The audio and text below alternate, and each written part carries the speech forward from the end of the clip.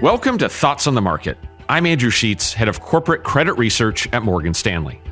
Along with my colleagues bringing you a variety of perspectives, today I'll go around the credit world in 3 short stories. It's Thursday, October 31st at 2 p.m. in London.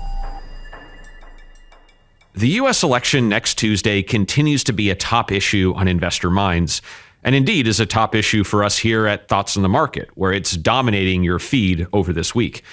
For credit, our positive view this year has been closely tied to the idea that the asset class likes moderation.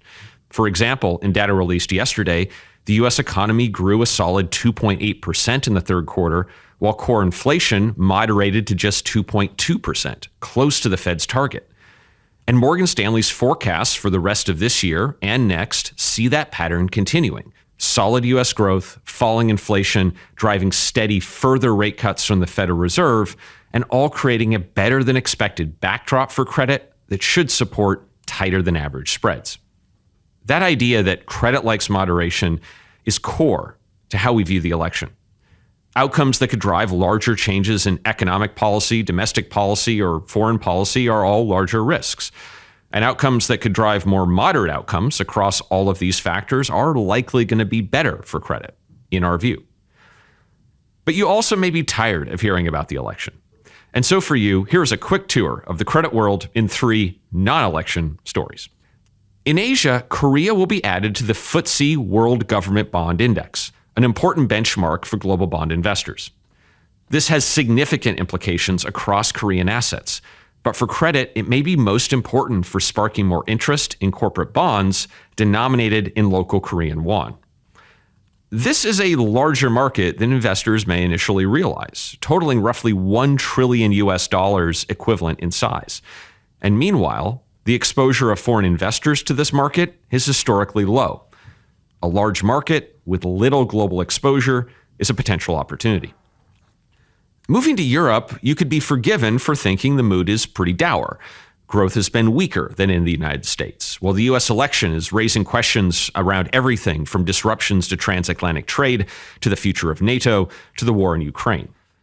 But over the last month, flows into European credit have been extremely good. Per work by my colleagues, inflows into European credit have reached record levels over the last several months.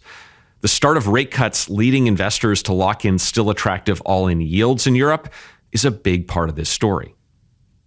Finally, in the U.S., we continue to see remarkable shifts in the ease with which investors can trade large volumes of corporate bonds.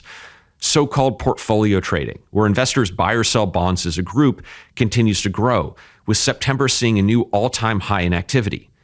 Year to date, through September, we estimate that roughly $760 billion, with a B, has been traded this way. It's never been easier to trade very large volumes of corporate bonds. The U.S. election on November 5th will continue to dominate investor focus over the coming days, as it should. Credit has been an enormous beneficiary of the recent backdrop that's seen solid growth, moderating inflation, and moderating policy rates. The vote will have an important bearing on whether that moderation continues or if something new takes its place. But away from the election, there are other important things happening. Korea's local currency corporate bond market is a large, underinvested market that may get more attention after index inclusion.